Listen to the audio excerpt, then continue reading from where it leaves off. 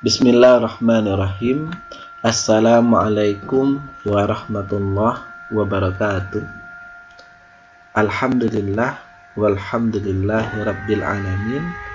Wassalatu wassalamu ala asyrafil anbiya'i wal mursalin wa ala alihi wa ashabihi wa man tabi'ahum bi ihsan ila yaumiddin, amma ba'd. Di sini dijelaskan materi kuliah tentang pengantar ilmu Al-Quran dan Hadis, materi ke-12 tentang gerakan ingkar as-sunnah, dan itu reaksi para ulama oleh Muhammad Effendi STHI MAG. Nah, ini sebagai contoh, sangat banyak buku sebenarnya yang membahas tentang ingkar sunnah. Nah, ini beberapa contohnya, yaitu membedah ingkar sunnah. Ini contohnya,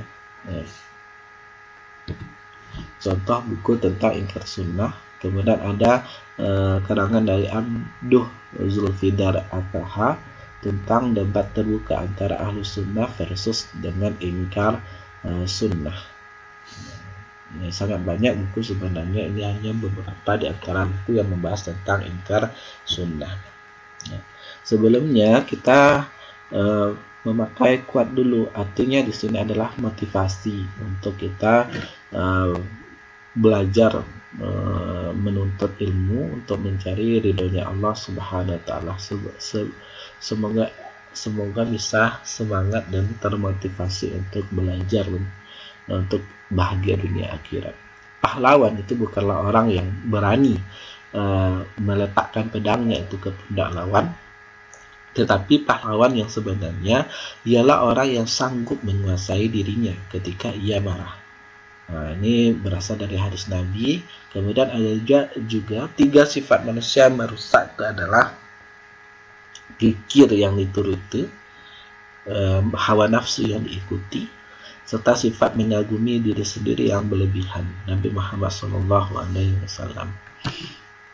Kemudian sebelum kita membahas lebih lanjut, ya diharapkan ketika kita membahas pertanyaan-pertanyaan yang ini, kuis dan pertanyaan ini bisa terjawab ya dengan pembahasan yang akan kita bahas, yaitu apakah yang dimaksud dengan ingkar as-sunnah, dan jelaskan itu ruang lingkupnya.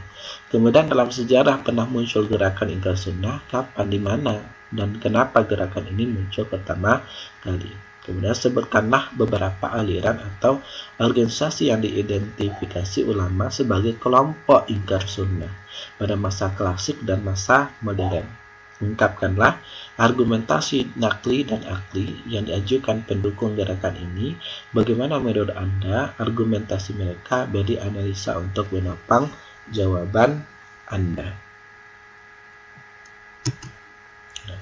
Pendahuluan. Quraniyun bentuknya bermacam-macam. Di Indonesia ada yang secara tegas memakai sebutan ingkarus sunnah untuk menyatakan bahwa pegangan satu-satunya adalah Al-Quran. Sebenarnya gerakan ingkarus sunnah sudah lama muncul ke permukaan, sejalan dengan munculnya firqah-firqah umat Islam. Dalam sejarah, firqah yang dari segi waktu disebutkan oleh ulama sebagai yang muncul pertama kali di tengah umat Islam adalah Khawarij, disusul kemudian dengan kemunculan Syiah. Keduanya muncul pada zaman kekhalifahan Ali bin Abi Thalib. Hanya saja, Syiah waktu itu masih sangat terselubung. Ini Quraniyun. Ya, Quraniyun atau yang namanya ingkar sunnah. Ya, nama lain dari ingkar sunnah itu Quraniyun, yaitu bentuknya itu bermacam-macam. Di Indonesia ada yang secara tegas memakai sebutan ingkar sunnah, ya, untuk menyatakan bahwa pegangan satu-satunya itu adalah Al-Quran. Nah, artinya di sini mereka hanya dalam hal sumber hukum, mereka hanya memakai Al-Quran saja, tidak mau menggunakan hadis Nabi. Inilah yang ingkar. Ingkar ini kan tidak mau dalam hal menggunakan hadis Nabi sebagai sumber hukum kedua setelah Al-Quran. Maunya hanya memakai Al-Quran. Sebenarnya gerakan ingkar sunnah ini sudah lama muncul ke permukaan. Ya, sudah lama sebenarnya. Ada orang yang mengingkari sunnah, ya, tidak mau memakai sunnah, padahal sunnah itu ya sangat banyak bermanfaat, tidak bisa ditinggalkan antara Al-Quran dan hadis, antara keduanya. Ya, karena apa? Karena Al-Quran, hadis itu adalah berfungsi untuk menjelaskan fungsi Al-Quran. Al-Quran itu banyak berbicara secara teoritis, sedangkan hadis banyak berbicara itu secara praktis. Ya, seperti halnya contoh dalam hal sholat, aqimus shalah wa atuz zakah. Dirikanlah sholat, tunaikanlah zakat. Ya, dirikanlah sholat, di sini ini timbul pertanyaan bagaimana caranya untuk sholat. Maka lebih lanjut itu dijelaskan oleh hadis Nabi. Nah, shallu kama ra'aitumuni usolli, sholatlah kamu sebagaimana aku sholat. Ya, artinya tata cara sholat itu tidak disebutkan dalam Al-Quran, disebutkan di dalam hadis. Inilah fungsinya hadis, penjelas dari ayat Al-Quran. Nah, bagaimana dengan ingkar sunnah? Yang ingkar sunnah ini menolak hadis sebagai penjelas dari Al-Quran. Timbul pertanyaan, bagaimana mereka itu sholat? Ya, mereka seperti sholat. Mereka memaknai sholat sebagai ad-doa. Makna sholat secara bahasa ad-doa itu berdoa. Kalau hanya dengan berdoa saja itu sudah sholat namanya. Nah, ini kan ajaran-ajaran sesat. Ya, tanpa menggunakan sunnah Nabi, ya sulit kita dalam hal menjalankan ajaran agama Islam. Karena sumber hukum Islam, sumber syariat itu bukan hanya Al-Quran saja, tetapi juga termasuk hadis Nabi dan yang lain sebagainya.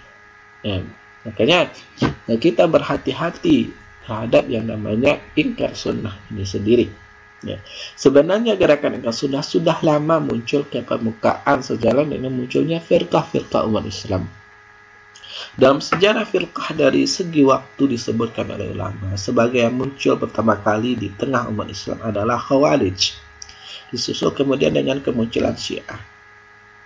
Kemudian muncul pada zaman kehalifan Ali bin Abi Thalib. Hanya saja Syiah waktu itu masih bersifat terselubung. Ya, Khawarij itu sejak pertama kemunculannya itu merupakan sekelompok orang yang terkesan itu sangat pemberani dan tanpa basa-basi. Sedangkan Syiah adalah sekelompok orang yang terkenal sangat licik.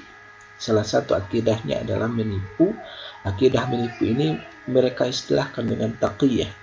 Namun baik Khawarij maupun Syiah sama-sama jahat, kejam dan bengis terhadap lawan-lawannya, khususnya terhadap Ahlussunnah dan tokoh-tokohnya. Bahkan Syiah lebih jahat lagi.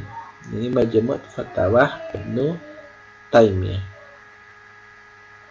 Sejalan dengan kemunculan firqah-firqah itu, penolakan terhadap yang namanya ingkar sunnah itu berhembus kencang.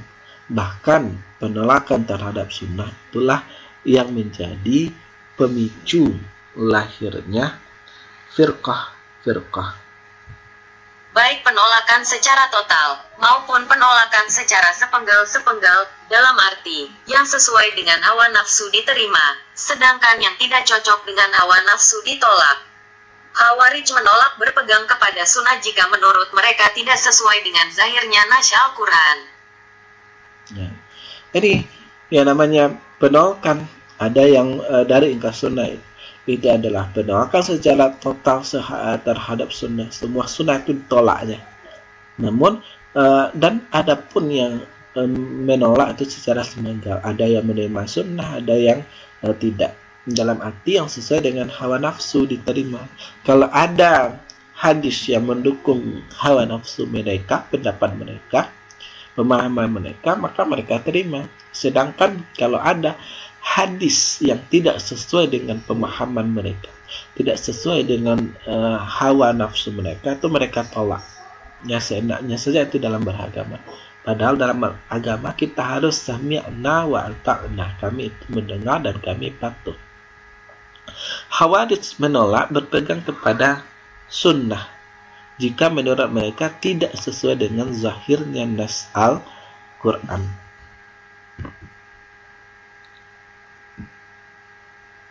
Sedangkan Syiah menolak banyak sunnah yang sahih hanya karena mengikuti kaidah hawa nafsu mereka. Mereka adalah makhluk terjahat di muka bumi. Mereka tidak saja menolak sunnah, bahkan juga Al-Quran. Majmu, Fatawa 28, 480, 481,482. Begitu pula lah seterusnya. Mu'tazilah serta firqah-firqah lain adalah kelompok-kelompok yang tidak menerima sunnah sepenuhnya. Bahkan kemudian ada kelompok yang menolak sunnah secara total. Ya, itu di sini Syiah menolak itu banyak sunnah yang sahih. Nah, mereka menolak yang kitab Sahih Bukhari, Sahih Muslim. Di dalam hadis kan kita tahu ya, sumber yang kita pakai sekarang itu ada kutubus sittah, ada kutubus tis'ah, di luar ada juga di luar kutubus tis'ah. Nah, kita contohkan di sini seperti Sahih Bukhari atau Sahih Muslim. Sahih Bukhari atau Sahih Muslim itu mereka tolak. Nah, meskipun yang kita pahami sekarang ini bahwasanya Bukhari Muslim itu semua hadisnya itu sahih. Nah, tetapi Syiah di sini menolak banyak sunnah yang sahih, termasuk menolak Sahih Bukhari, Sahih Muslim, hanya karena mengikuti kaidah hawa nafsu mereka. Mereka adalah makhluk terjahat di bumi ini. Mereka tidak saja menolak sunnah, bahkan juga Al-Quran. Nah, termasuk Syiah itu juga menolak Al-Quran. Begitu pula seterusnya Mu'tazilah serta firqah-firqah lainnya adalah kelompok-kelompok yang tidak menerima sunnah sepenuhnya. Bahkan kemudian ada kelompok yang menolak sunnah itu secara total. Pengertian dan sejarah kemunculannya. Ujian itu terhadap hadis.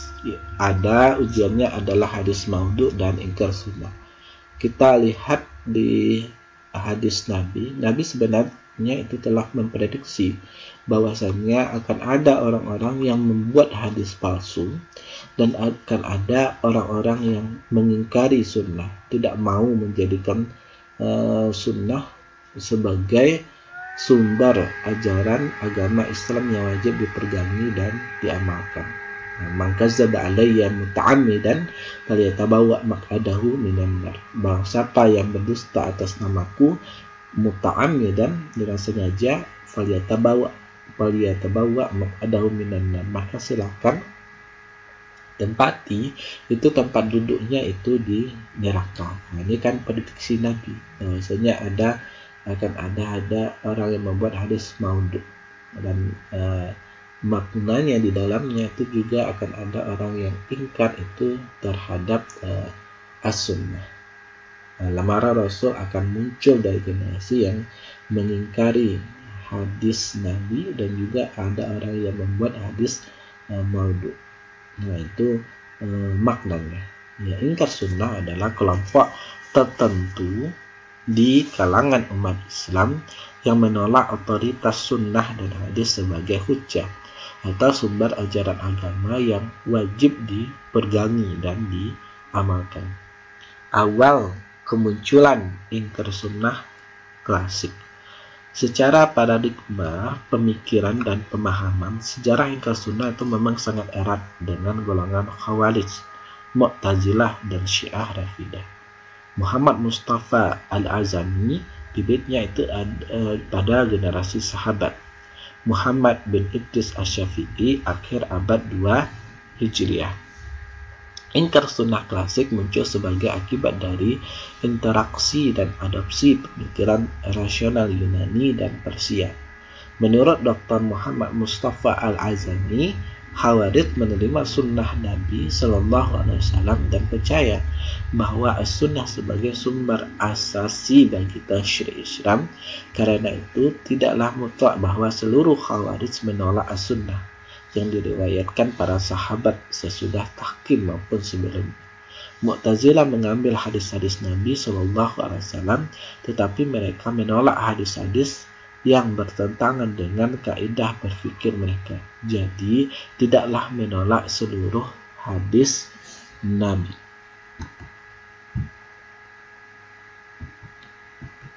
Kaum Syiah menolak semua hadis yang ada pada kaum Sunni yang dianggap tidak melalui jalur Ahlul Bait. Ahlul Bait menurut pengertian mereka.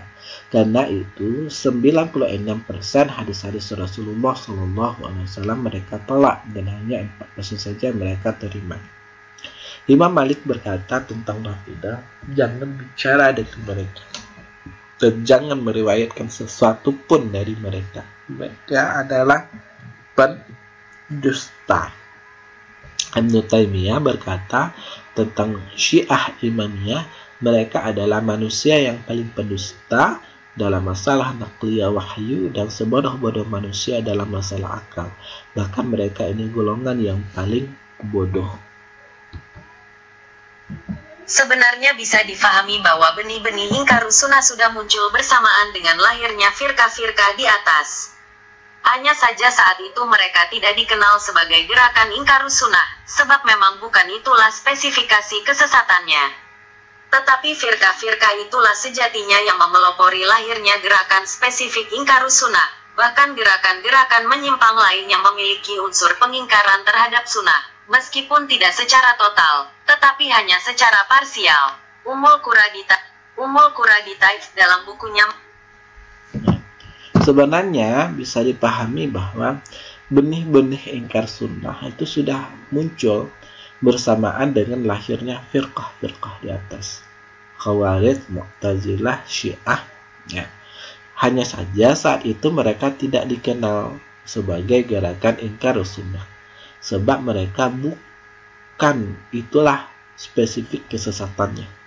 Ya, tetapi firqah-firqah itulah sejatinya yang menelpori lahirnya gerakan spesifik ingkar sunnah. Bahkan gerakan-gerakan menyimpang lain yang memiliki unsur pengingkaran terhadap sunnah meskipun tidak secara total, tetapi hanya secara parsial. Artinya mereka itu ada yang menolak total sunnah Nabi, seluruh hadis Nabi yang mereka tolak, dan ada juga hanya sebahagian saja yang mereka tolak. Nah, ingkar sunnah modern merupakan kelompok yang terpisah dan berdiri sendiri. Ingkar sunnah ini sesungguhnya tidak pernah eksis kecuali pada masa penjajahan kolonial Inggris di India sekitar abad 18. Ingkar sunnah ini muncul akibat kolonialisme, ya, penjajahan, ya, dan Ghazwur Fikri atau perang pemikiran kaum orientalis yang anti-Islam.